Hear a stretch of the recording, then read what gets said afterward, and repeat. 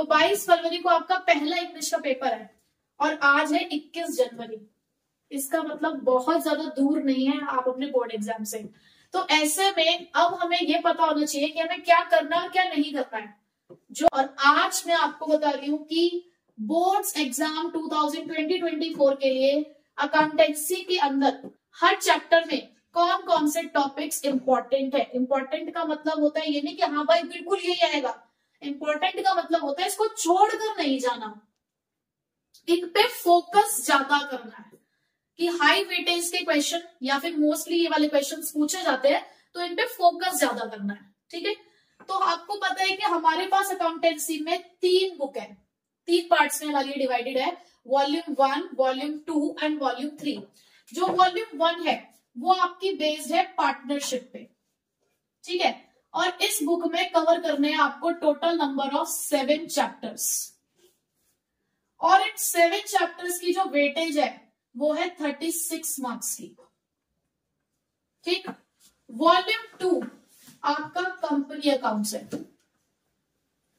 Company की accounting आप इस बुक में सीख रहे हैं और इसमें नंबर ऑफ चैप्टर्स जो आपको कवर करने हैं वो हैं आपके 2 चैप्टर्स और जिनकी वेटेज है 24 मार्क्स।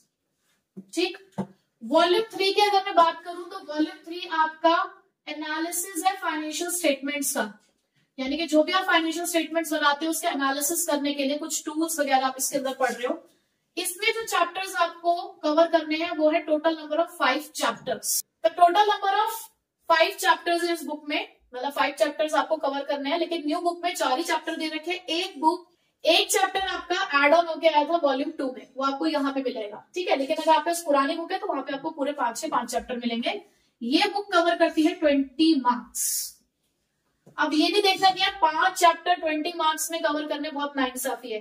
आप जो 20 मार्क्स का प्रैक्टिकल दे रहे हो, फाइल बना रहे हो, वाइवा दे रहे हो, वो भी इसी में से आता है। टोटल आपके 100 मार्क्स है ना अकाउंटेंसी के, तो 80 मार्क्स की तो आपकी थ्योरी हो गई, 20 मार्क्स का प्रैक्टिकल दे रहे हो, तो प्रैक्टिकल भी तो आप इसी बुक में से दे रहे हो ना। अकाउंटिंग रेशो, कैश फ्लो, यही सब उसके अंदर पूछा जा रहा है, तो उस पॉइंट ऑफ व्यू से भी इंपॉर्टेंट है। अब आपको करना क्या है इसके अंदर, देखो अगर मैं देखूं तो मुझे वॉल्यूम 2 सबसे ज्यादा अच्छी दिख रही है। क्यों? क्योंकि सिर्फ 2 ही चैप्टर करने हैं और 24 नंबर कवर हो जाएंगे। अब भाई 24 नंबर में अगर 2 ही चैप्टर है तो हैवी चैप्टर्स होंगे, बिल्कुल हैवी चैप्टर्स हैं, बट इतने भी हैवी नहीं है। अगर भाई लग जाओगे इसको करने में तो आप ये 2 चैप्टर बहुत अच्छे से कर लोगे, इतनी भी ज्यादा दिक्कत नहीं है। क्यों? क्योंकि देखो फोकस सिर्फ कंपनी पे करना है। यहाँ 7 चैप्टर है और हर एक चैप्टर एक नई चीज बताता है, हर एक चैप्टर में कुछ नया है, कुछ पुराने कॉन्सेप्ट नहीं है लेकिन कुछ नया भी है। लेकिन यहाँ पे सिर्फ 2 ही चैप्टर और एक चैप्टर कर लिया तो दूसरा उसका बेस बना देता है। पहला चैप्टर दूसरे चैप्टर का बेस बना रहा है उसके अंदर। ठीक है, तो मुझे ये वाली बुक ज्यादा अच्छी लग रही है कि अगर आपको कम सिलेबस कवर करना है, कम टाइम में अगर आपको तैयारी करनी है तो वॉल्यूम 2 कर लेना पहले से ही मुझे बेस्ट लगता है। ठीक है, तो पहले मैं आपको वॉल्यूम 1 से बताती हूँ कि वॉल्यूम 1 में जैसे कि हमारे पास 7 चैप्टर्स हैं, जिसमें पहला चैप्टर है आपका फंडामेंटल्स ऑफ पार्टनरशिप। ठीक है, बिल्कुल बेसिक चैप्टर है आपका जो आपको पार्टनरशिप का इंट्रोडक्शन देता है। अगर आपने सीबीएसई का सैंपल पेपर देखा हो तो सबसे ज्यादा एमसीक्यूज, सबसे ज्यादा जो थ्योरी क्वेश्चन पूछा गया है वो चैप्टर 1 से पूछा गया है। रीजन असर्शन के क्वेश्चन या बेसिक जो आपकी फंडामेंटल थ्योरी है वो चैप्टर नंबर 1 से आई है। तो दैट मीन्स चैप्टर 1 को आपको थोड़ा सा थियोरिटिकली भी पढ़ना है, यानी प्रैक्टिकल बेस्ड थ्योरी जो आपकी वो आपको कवर करनी है। आपको इस चैप्टर को प्रिपेयर करना है। उसके बाद आपको फोकस करना है इसके अंदर पास्ट एडजस्टमेंट और गारंटी पे, गारंटी टू अ पार्टनर। देखो जो ड्राइंग्स, इंटरेस्ट ऑन ड्राइंग्स के क्वेश्चन है, इंटरेस्ट ऑन कैपिटल के क्वेश्चन है, वो भी एमसीक्यू में पूछ ले जाते हैं। तो वो तो आपके जो एमसीक्यू वाले क्वेश्चन है उसके लिए इंपॉर्टेंट है, बट जो आपके बड़े क्वेश्चंस होते हैं उसके लिए ये 2 टॉपिक आपके इंपॉर्टेंट है। रही बात प्रॉफिट एंड लॉस एप्रोप्रिएशन की, अगर आप गारंटी पढ़ लोगे तो एप्रोप्रिएशन आपका अपने आप ही कवर हो जाएगा, आपको बेसिक नॉलेज एप्रोप्रिएशन की अपने आप आ जाएगी। ठीक है, उसके बाद चैप्टर नंबर 2 की मैं बात करूं तो वो है गुडविल। देखो गुडविल के अंदर वेटेड एवरेज प्रॉफिट मेथड, ये आपको इंपॉर्टेंट है आपके लिए, ये आपको प्रिपेयर करना है। तो वेटेड एवरेज प्रॉफिट मेथड आपको इसके अंदर कवर करना है। वेटेड एवरेज कवर करोगे तो एवरेज प्रॉफिट ऑटोमेटिकली कवर हो जाएगा। ठीक है, और वैसे भी ये बहुत छोटा चैप्टर है, इससे गिनती के आप इस चैप्टर में से 5 क्वेश्चन कर लोगे तो ये चैप्टर कवर हो जाएगा, ठीक है। प्लस इसी के अंदर आपको और कौन से क्वेश्चंस पढ़ने हैं, आपको इसके अंदर पढ़ने हैं पास्ट एडजस्टमेंट्स के साथ क्वेश्चन जो दे रखे हैं। पास्ट एडजस्टमेंट का मतलब वही नॉर्मल लॉस, अब नॉर्मल गेन का जो कॉन्सेप्ट है वो आपको कवर करना है, ठीक। उसके बाद chapter number 3 change in profit sharing ratio. देखो इसमें से ना इस बार सैंपल पेपर में बहुत ज्यादा क्वेश्चन नहीं है। क्यों? क्योंकि इसके अंदर जो टॉपिक है ना वो आपके आने वाले 3 चैप्टर्स में कवर हो रहे हैं। कैसे? आप इसके अंदर रिवैल्यूएशन पढ़ते हो, रिवैल्यूएशन इन सभी में है। आप इसके अंदर accumulated profit and losses and reserves का कॉन्सेप्ट पढ़ते हो, वो इन तीनों में है। आप इसके अंदर कैपिटल एडजस्टमेंट पढ़ रहे हो, वो इन तीनों में है। जो इसमें डिफरेंट है वो क्या, आप सिर्फ इस चैप्टर को प्रिपेयर करो एडजस्टमेंट एंट्री के लिए, बाकी सारे कॉन्सेप्ट आप आगे रिवाइज कर लोगे, तो इसमें वहां पे ज्यादा टाइम वेस्ट नहीं करना है। आपको change in profit sharing ratio में सिर्फ क्या पढ़ना है कि when the book figures are not change, तो उसके लिए एक एडजस्टमेंट एंट्री होती है, gaining to sacrificing positive balances के लिए, sacrifice to gain negative balances के लिए। तो इस कॉन्सेप्ट को सिर्फ प्रिपेयर करो change in profit sharing ratio में से, क्योंकि बाकी के सारे कॉन्सेप्ट्स, रीवैल्यूएशन, आपका एक्यूमुलेटेड प्रॉफिट एंड लॉसेस वाला कॉन्सेप्ट और सारे न्यू रेशियोस कैलकुलेट करना, गेनिंग, सैक्रिफाइसिंग, गुडविल, सब चीजें आपने आगे कवर कर लेनी है। या अगर उन सब चीजों को यहां प्रिपेयर कर लोगे तो यहां दोबारा पढ़ने की जरूरत नहीं है, एक ही बार पढ़ना है। एक ही चैप्टर में रिवैल्यूएशन प्रिपेयर कर लिया हमने, वो सब जगह अप्लाई होगा, ठीक। चैप्टर नंबर 4 की अगर मैं बात करूं, this is very important chapter, ठीक है। इस चैप्टर के अंदर आपको पता है कि 6 नंबर का क्वेश्चन इसी में से आएगा, गारंटीड है कि इससे में से 6 नंबर का क्वेश्चन आएगा और चॉइस आएगी रिटायरमेंट के साथ, ठीक। अब तक बच्चा क्या प्रिपेयर करता था, सिर्फ रिवैल्यूएशन अकाउंट बनाना, पार्टनर्स कैपिटल अकाउंट बनाना और बैलेंस शीट, लेकिन आपको एडमिशन के अंदर जर्नल एंट्री भी प्रिपेयर करनी है बड़े वाले क्वेश्चंस में। बड़े वाले क्वेश्चन में आप जर्नल एंट्री भी कवर करोगे, ठीक। तो जर्नल एंट्री आपने इसके अंदर करनी है 6 मार्क्स के क्वेश्चन के लिए, बड़े वाले क्वेश्चंस के लिए, प्लस कैपिटल एडजस्टमेंट, ठीक है। और बहुत ज्यादा टिपिकल नहीं आएगा क्वेश्चन अगर कैपिटल एडजस्टमेंट के साथ आता है। जनरल एंट्री अगर आएगी तो कैपिटल एडजस्टमेंट आने के चांसेस कम है, ठीक है, लेकिन एक आधी एंट्री ऐसी होगी जो आपको घुमाएगी, ठीक है। दूसरी बात, अगर आपके पास कैपिटल एडजस्टमेंट का क्वेश्चन आता है और अकाउंट्स बनाने के लिए आते हैं, तो तीनों अकाउंट्स नहीं बनाने के लिए आएंगे, यानी कि revaluation, partners capital, balance sheet, बहुत रेयर चांसेस है कि तीनों ही बनाने के लिए आए। ऐसा भी हो सकता है कि वो सिर्फ 2 पूछना है आपसे कि पार्टनर कैपिटल बना दो और बैलेंस शीट बना दो, या रिवैल्यूएशन बना दो और बैलेंस शीट बना दो, या रिवैल्यूएशन के साथ पार्टनर्स कैपिटल, ठीक है। नेक्स्ट, अब रिटायरमेंट के अंदर देखो, आपको ये पता चल गया रिटायरमेंट के अंदर कि इसकी चॉइस में आने वाला है, ठीक। दूसरा, आपको रिटायरमेंट में क्या प्रिपेयर करना है, गुडविल। रिटायरमेंट चैप्टर के अंदर आपको गुडविल प्रिपेयर करना है, गुडविल का कॉन्सेप्ट कि रिटायरिंग पार्टनर की गुडविल का कैलकुलेशन कैसे होता है। इसमें आप हिडन गुडविल भी प्रिपेयर कर सकते हैं, ठीक है। 6th chapter, death of a partner. Death of a partner के अंदर एक तो आप प्रिपेयर करेंगे लोन अकाउंट, ये लोन अकाउंट आप रिटायरमेंट में प्रिपेयर कर रहे हैं, तो दोनों में से किसी भी चैप्टर में प्रिपेयर करो, बात एक ही है, एक ही तरीके से बनता है, क्योंकि दोनों का जो कॉन्सेप्ट है वो सेम है। रिटायरमेंट का मतलब ये पार्टनर जा रहा है, डेथ का मतलब ये पार्टनर जा रहा है, तो लोन अकाउंट आपने यहाँ पे करना है।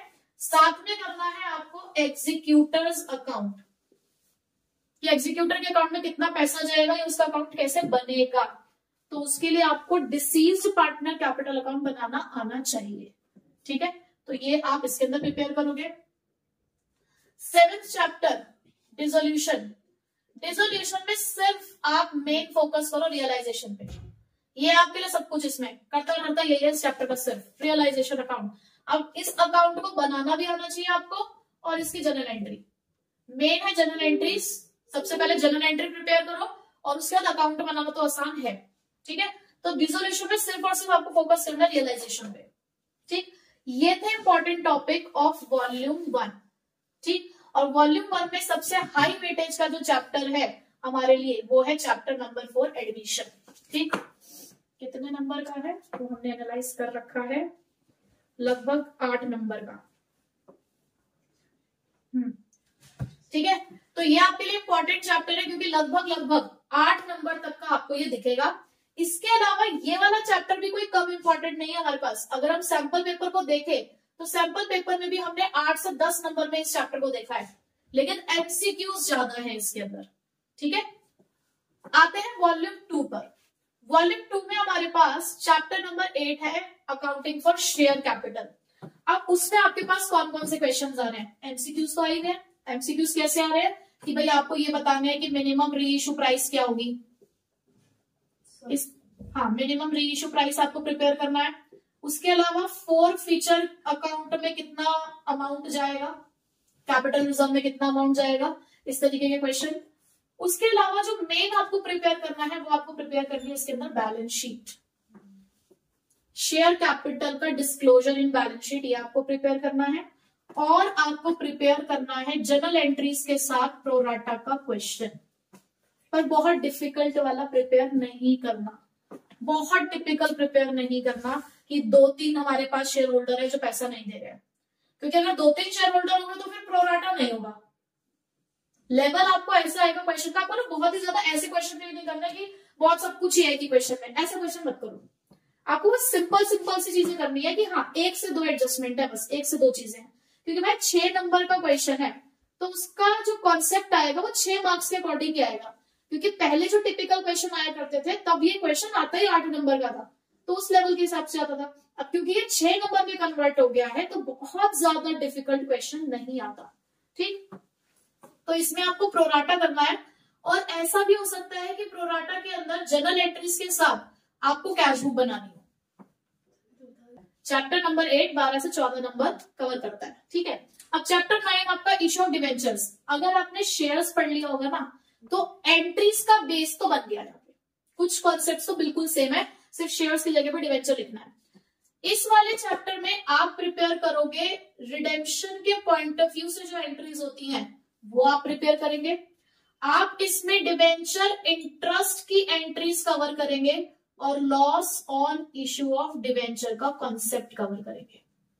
ठीक है, अब वेंडर वाला एक टॉपिक है जो दोनों में आता है, तो वो किसी में भी प्रिपेयर कर लो, किसी भी एक में प्रिपेयर कर लो, दूसरे में सेम है। ठीक है, तो loss on issue of debentures. अब देखो मैं बताती हूँ बच्चा प्रॉब्लम कहां करता है, क्वेश्चन नहीं पढ़ते।